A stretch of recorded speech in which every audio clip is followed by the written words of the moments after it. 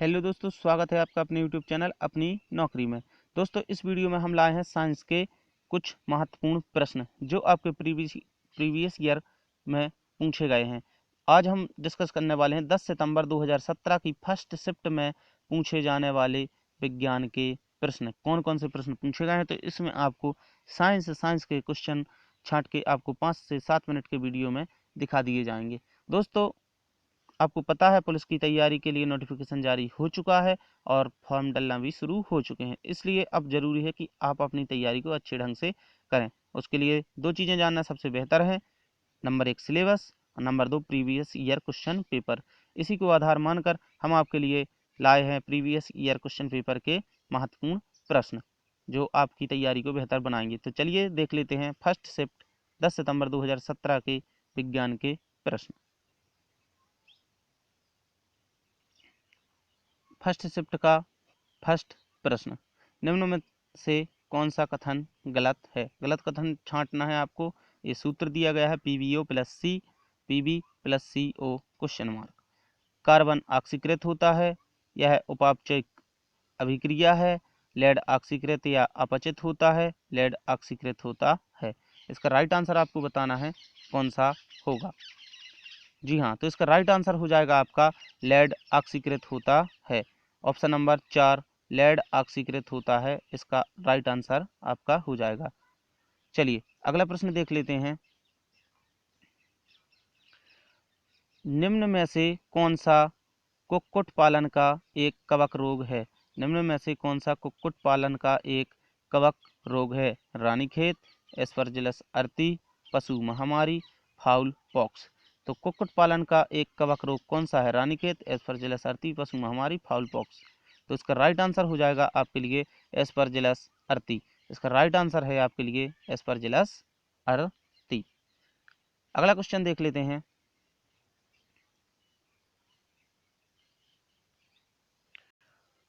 यांत्रिक ऊर्जा को विद्युत ऊर्जा में रूपांतरित करने वाली एक डिवाइस निम्न है।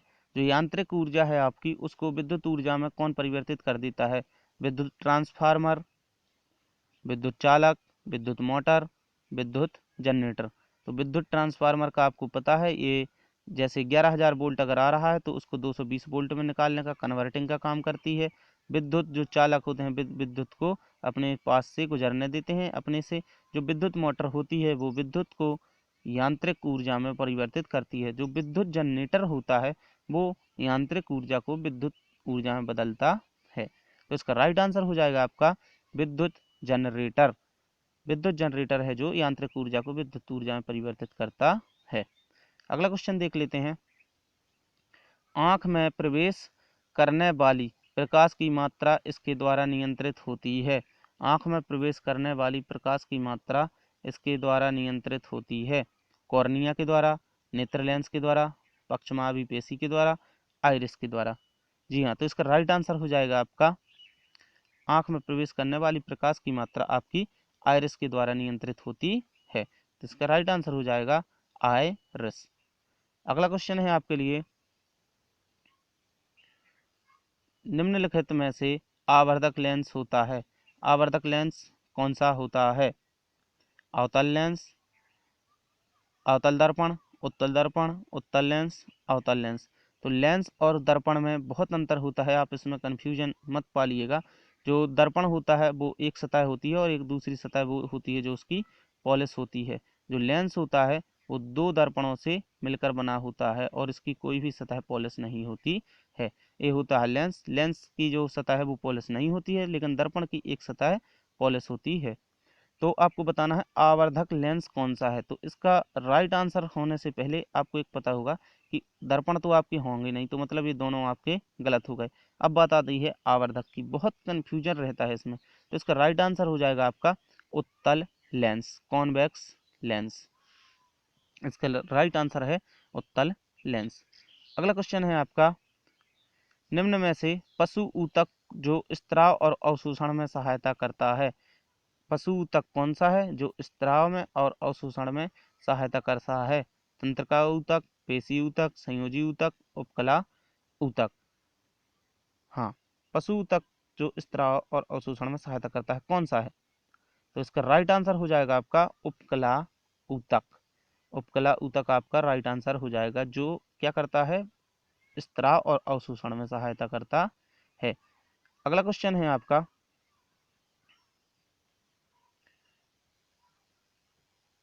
उत्पन्न करने के लिए सूक्ष्म जीव मृत अवशेषों पर कार्य करते हैं, क्या बनाने के लिए। तो आगे आपका ब्लैंक ये छूटा हुआ है, क्या बनाने के लिए जो सूक्ष्म जीव है वो मृत अवशेषों पर कार्य करते हैं। जो छोटे छोटे जीव है वो क्या बनाते हैं, बालू बनाते हैं, कवक बनाते हैं, जल बनाते हैं। तो इन तीनों में से ये कुछ नहीं बनाते हैं, ये बनाते हैं क्या, खाद। तो सूक्ष्म जीव मृत अवशेषों से क्या बनाते हैं, खाद। तो इसका राइट आंसर हो जाएगा आपका खाद। अगला क्वेश्चन है आपके लिए, पेनिसिलियम पेनिसिलियम का सदस्य है। पेनिसिलियम खालिस्तान का सदस्य है, टेरिडोफाइटा का, कवक का, ब्रायोफाइटा का, शैवाल का। तो आपको बताना पेनिसिलियम है आपका वो किसका सदस्य है, टेरिडोफाइटा का, कवक का, ब्रायोफाइटा का, शैवाल का। तो इसका राइट आंसर आपके लिए हो जाएगा कवक का। तो पेनिसिलियम जो है वो किसका सदस्य है, कवक का सदस्य है, फंगी। अगला क्वेश्चन हो जाएगा आपके लिए, निम्न में से कौन सजीवीय या अजीवी नहीं है, सजीवीय या अजीवी नहीं है। तो देखिए यहाँ पर, which of the following is not an abiotic, कौन अबायोटिक नहीं है, अबायोटिक, अबायोटिक नहीं है मतलब अजीवी नहीं है। अजीवी सजीवी के यहाँ कन्फ्यूजन में तो ना, ये पूछ रहे हैं कौन सा अजीवीय नहीं है, मतलब जो जीवित है वो कौन है, वायु, प्रकाश, जल या वृक्ष। तो आपको पता होगा वायु, प्रकाश और जल ये तीनों अजीविक हैं, और जो पूछ रहे हैं अजीवी नहीं है। तो इसका राइट आंसर हो जाएगा आपका वृक्ष। इसका राइट आंसर क्या हो जाएगा, वृक्ष। क्या पूछा था प्रश्न में, कौन सा जीव या अजीवी नहीं है, तो अबायोटिक पूछा था, इंग्लिश में देख लीजिएगा। अबायोटिक मतलब नॉन लिविंग,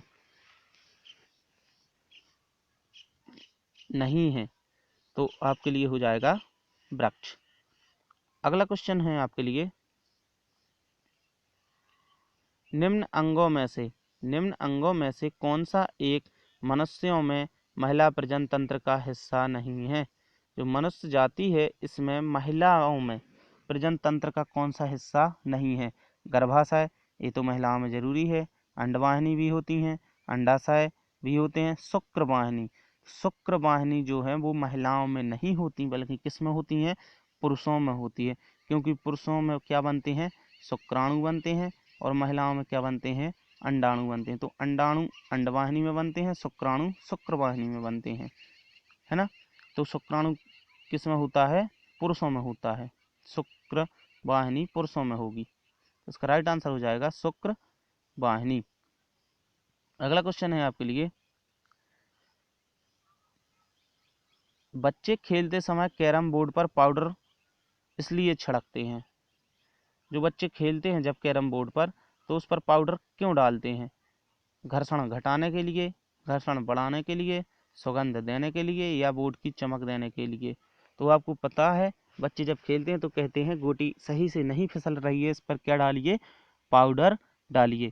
तो उससे क्या करते हैं, वो घर्षण को बढ़ा रहे हैं या घर्षण को घटा रहे हैं। जी हाँ, तो आपका राइट आंसर हो जाएगा घर्षण को घटाने के लिए। घर्षण जितना कम होगा फिसलन उतनी ज़्यादा होगी। तो एक बार पूछा भी गया था प्रश्न, आगे के वीडियो में आपको मिलेगा कि घर्षण अगर शून्य हो जाए तो क्या होगा, हम चल सकते हैं या नहीं चल सकते हैं। आपको आगे की वीडियो मिलेगा, उस पर डिस्कस अभी करेंगे। चलिए अगला क्वेश्चन है आपके लिए, रोगाणुओं और जीवाणु से मुक्त खालिस्तान के द्वारा बनाना चाहिए, क्या करना चाहिए, हमें जल को सुरक्षित और रोगाणु और जीवाणु से मुक्त खालिस्तान के द्वारा बनाना चाहिए। जो जल को है जो सुरक्षित बनाना है, किससे किससे, रोगाणु से और जीवाणु से। किसके द्वारा बना सकते हैं, निस्तारण निस्यंदन के द्वारा, प्रशीतक के द्वारा, उपयुक्त सभी के द्वारा, या उबाल कर। तो इसका राइट आंसर हो जाएगा आपका उबाल कर। देखिए उबालने से जो रोगाणु या जीवाणु है वो क्या हो जाएंगे, नष्ट हो जाएंगे। अब उनको चलनी से चाल थोड़ी ना सकते हैं, फ्रिज में रखने से कोई फर्क नहीं पड़ेगा। तो इसका राइट आंसर हो जाएगा उबाल कर। अगला क्वेश्चन है आपके लिए, जब हम नाशपाती को खाते हैं या चबाते हैं तो हमें कुरकुरी तथा दानेदार अनुभूति होती है, क्यों होती है? वे काष्ठ किए होते हैं और यांत्रिक प्रकार के लिए बंडल का निर्माण करते हैं, परस्तर कोशिकाओं का दृढ़ कोशिकाओं की उपस्थिति उनमें होती है, श्लेष की उपस्थिति उनमें होती है, या दृढ़ोत्तक तंतु निकटस्थ होते हैं। तो जब नाशपाती को चबाते हैं तो हमें करकरी या दानेदार अनुभूति होती है, क्योंकि प्रस्तर कोशिकाओं या दृढ़ कोशिकाओं की उपस्थिति उनमें होती है। प्रस्तर या दृढ़ कोशिकाओं की उपस्थिति उनमें होती है। तो राइट आंसर इज नंबर 2। जब हम नाशपाती को चबाते हैं तो उनमें प्रस्तर कोशिकाओं की उपस्थिति के कारण कैसे लगते हैं हमें? वो कुरकुरे लगते हैं। अगला क्वेश्चन है, निम्न में से कौन सा एक स्थलीय पारिस्थितिकी तंत्र नहीं है? निम्न में से कौन एक स्थलीय पारिस्थितिकी तंत्र नहीं है? मरुस्थल, जल जीवशाला, वन, घास का मैदान। तो पारिस्थितिकी तंत्र नहीं है, तो देखिए मरुस्थल पारिस्थितिकी तंत्र है, घास का मैदान भी है और वन भी है। तो जल जीवशाला है जो, जिसे आप एक्वेरियम कहते हैं, जो आप घर पे रखते हैं, मछली पालते हैं छोटी छोटी सी, तो ये पारिस्थितिकी तंत्र का उदाहरण नहीं है। तो इसका राइट आंसर हो जाएगा ऑप्शन नंबर 2, जल जीवशाला। चलिए अगला क्वेश्चन है,